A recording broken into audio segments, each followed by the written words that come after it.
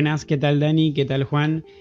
Bueno, este es un formato nunca antes hecho por mí. Estoy haciendo un humilde podcast o una pequeña charlita con ustedes. Obviamente no estoy a la altura de Juan, pero nada, de paso tiro el cosa que me encantan, los podcasts de Early Access. Pero bueno, en esta charla va a estar dividida en dos partes. El primer punto es el tema de cuál creo yo que es la mejor consola. Cuáles fueron las características o por qué destacó tanto la consola que elegí. Después la otra parte es el tema de cómo veo yo a la industria dentro de 5 años. Así que sin más dilación vamos con el contenido. Bueno, primero por el lado de las consolas, elegí la PlayStation 2 como la mejor consola de la historia por varias razones que voy a estar enumerando durante toda la charla. Antes que nada quería poner en contexto un poco el tema histórico en cuanto a competencia que había entre empresas. En el año 98 había salido la Dreamcast por parte de Sega y en el año 2001 Microsoft y Nintendo sacaron sus propias consolas que fueron la Xbox clásica y la GameCube. Por lo tanto, estamos en un momento donde están las empresas más importantes de consolas del momento sacando consolas, pero hubo algo que hizo que la PlayStation 2 remarcara y se imponga entre todas estas consolas que eran de empresas importantes.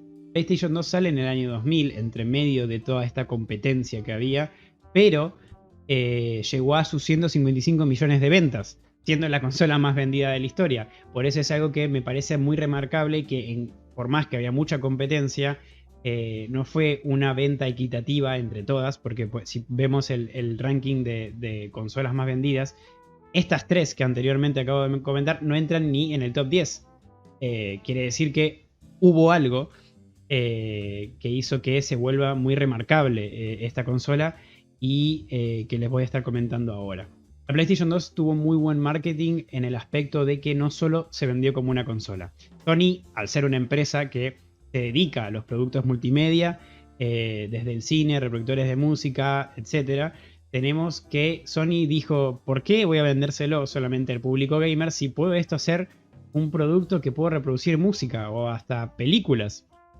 Fue así como al tener formato de CD y DVD, pudo adquirir este sistema de reproducir no solo juegos, sino también canciones y películas, haciendo que el público gamer y no gamer tengan las ganas de comprar esta consola y no solamente cerrarse a un público como es el de jugadores de videojuegos. Además, Sony venía con una de las ventas más importantes que había tenido con la PlayStation anterior, la PlayStation 1, la como conocida generalmente como PlayStation, que también fue un récord de ventas, está en el top 3 de las consolas de Sony vendidas y está en el top 10 de las más vendidas de la historia. Por lo tanto, Sony hizo una jugada maestra muy importante, que fue mantener la experiencia de usuario con su joystick anterior. El DualShock de la PlayStation 2 es idéntico o casi igual al de la PlayStation 1. Por lo tanto, no hay un nuevo acostumbramiento por parte del usuario a un nuevo joystick, sino que tenemos exactamente lo mismo, haciendo que el usuario no tenga que acostumbrarse a algo nuevo.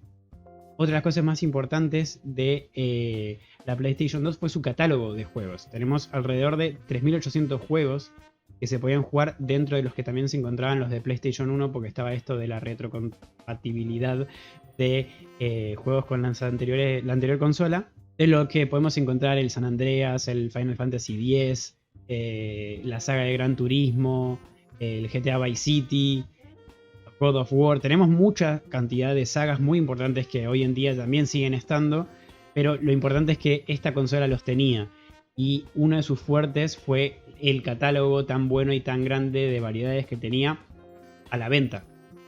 Como antes les comenté, en el año 2000 salió la PlayStation 2, pero fue descontinuada en el año 2013, soportando en el medio la salida de la PlayStation 3, que fue en el año 2006. Quiere decir que aguantó una séptima generación de consolas y seguía siendo fabricada, y hasta en el año que fue descontinuada, un año después, iba a salir la PlayStation 4. O sea, el poder financiero de la plata que generaba esta consola, Sony no decidió descontinuarla porque seguía vendiendo en un año antes de que siga saliendo la PlayStation 4.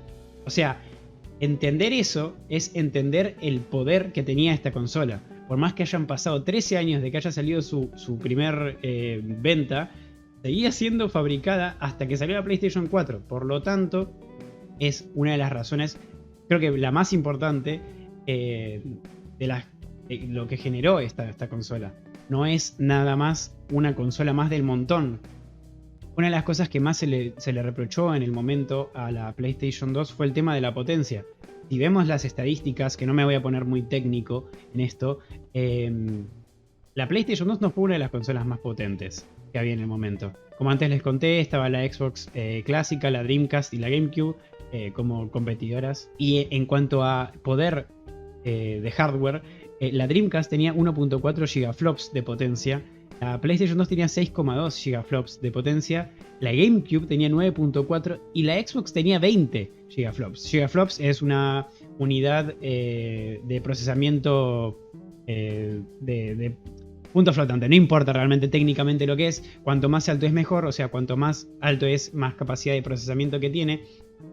Pero al estar atrasada en el top 3 de estas consolas, siendo 4, es una de las peores técnicamente en cuanto a hardware, pero no en cuanto a ventas y no en cuanto a catálogo de juegos vendidos. O sea, es un fenómeno totalmente irracional si te lo pones a pensar, porque uno pensaría que las consolas en cuanto a mejor tecnología tendrían que ser, por lo menos desde un punto de vista de marketing, cuanto mejor sean, mejor debería venderse.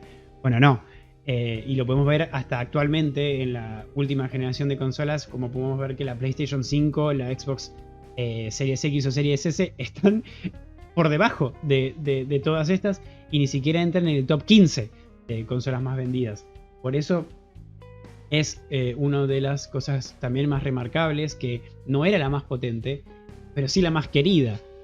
Haciendo un poco más de investigación en cuanto al tema de la competencia que tenía la PlayStation 2 con el resto de consolas de momento, encontré que en el 2005 Sega sacó un joystick de la Sega Saturn para la PlayStation 2. O sea, Sega, rendida ante los pies de Sony, decidió sacar un joystick del mismo formato que la Sega Saturn, pero para PlayStation 2. Propias competidoras de la propia consola generaron un joystick de la otra consola. Mind blowing. Bueno, ya entrando en la segunda parte de esta pequeña charla, en esta parte entramos en el lado de cómo vería yo la industria en estos próximos años. Tengo acá algunos puntos anotados que me gustaría ir comentando. Uno de los primeros puntos es el tema de cómo hay nuevas generaciones que se están adentrando, no solamente nuevas generaciones de chicos y chicas que tendrán sus primeros 5 años, y me refiero a gente chica, sino que me refiero a que con el paso del tiempo lo que es jugar se está haciendo un poco más amigable, o se está tomando o aceptando socialmente mucho más que años anteriores, ¿no? Si vemos en el pasado cómo se veía a el gaming como algo de gente adolescente, de la rebeldía, cosas que ya vimos en el tema de las clases. Mucha gente mayor también se está ayornando a estos lados de a jugar, por lo menos que sea con un teléfono, pero hay gente grande que se está adentrando en el mundo del gaming por esto. Acá hay unos datos que tengo de ESA, que es una asociación del entretenimiento con el software que hay en Estados Unidos, y como podemos ver, hay gran parte de jugadores que son de la mayoría de edad, pasando los 65 años, están jugando y son jugadores. Que sean jugadores de dispositivos móviles no quitan que no lo sean, y eso es lo que yo creo que es una cosa más importante. Hay otras plataformas que es un punto que voy a tocar más adelante, que como es el cloud gaming, que creo que también va a ser muy importante en los próximos años, una plataforma que hay que tener en cuenta. Otro de los aspectos muy importantes que veo en cuanto al tema del desarrollo en general, y un poco más interno en lo que viene, que nos importa a nosotros, los motores gráficos.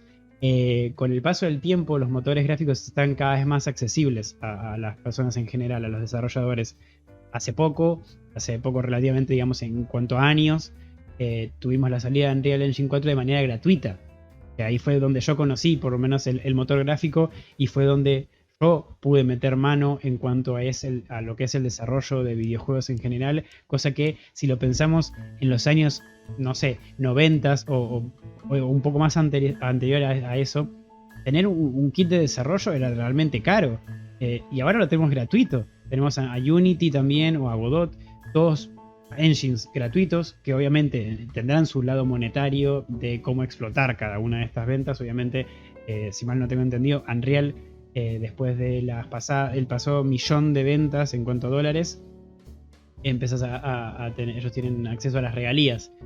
Pero de todas maneras, el acceso que hay ahora al desarrollo en cuanto a software cambió de manera muy drástica. Y yo creo que esto, junto a las nuevas tecnologías, por ejemplo de Unreal, que yo soy más del lado de Unreal y conozco un poco más el tema de Nanite, el soporte que va a poder dar eso a mejorar el rendimiento en diferentes plataformas, también el tema de Lumen y la manera en la que estamos casi llegando a la realidad en cuanto a lo gráfico. Yo creo que los motores gráficos tienen un papel muy importante en lo que es el crecimiento del desarrollo.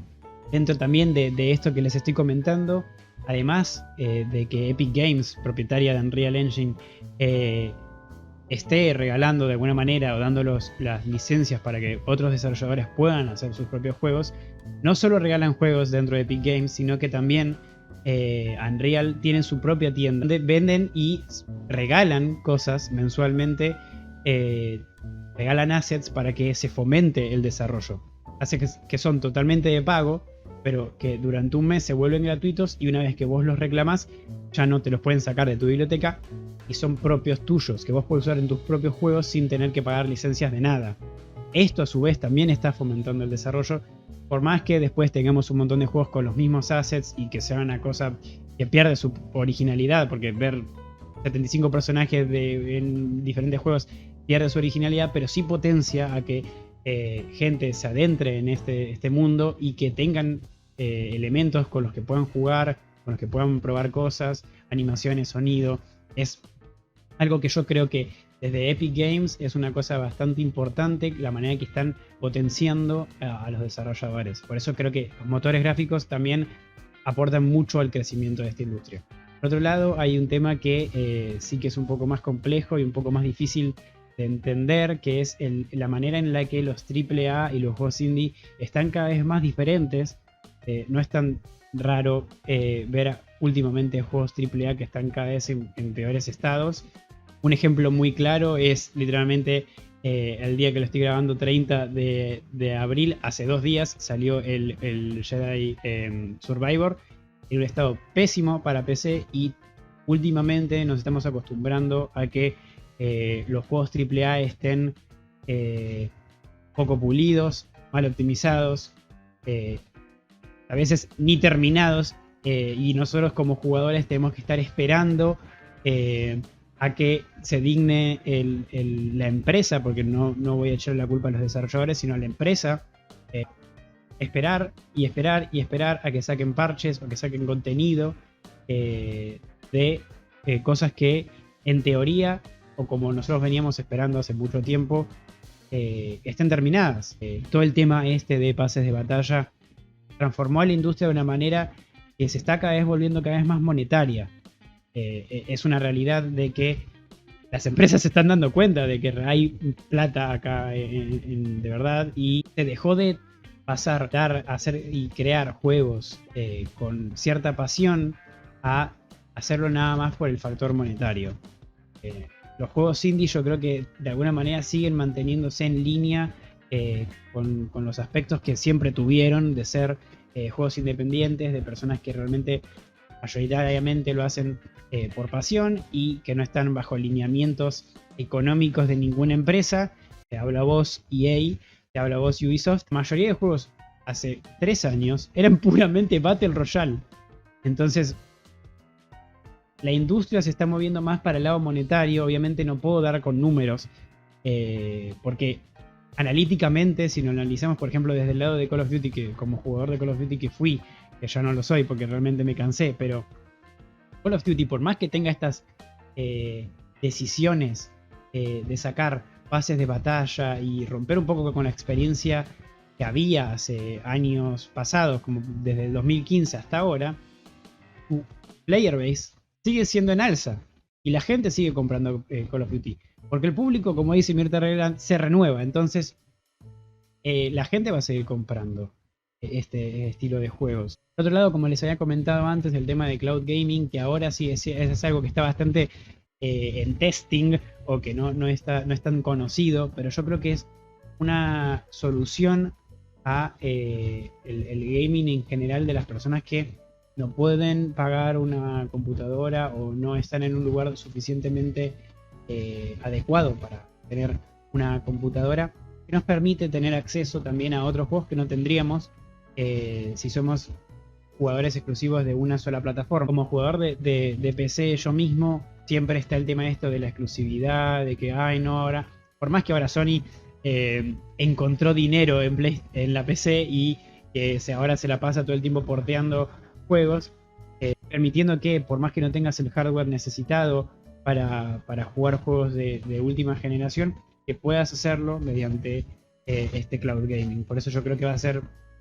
uno de los el crecimiento exponencial de jugadores va a venir por ese lado. Para concluir, yo creo que la industria en general, la industria nacional, internacional, creo que va a seguir en alza. Lo dicen las expectativas. Y nada, esto fue la charlita que quería hacer. Espero que les haya gustado. Gracias por haber escuchado todo, todo el podcast para la charla. Y nos estaremos viendo por las clases. Adiós.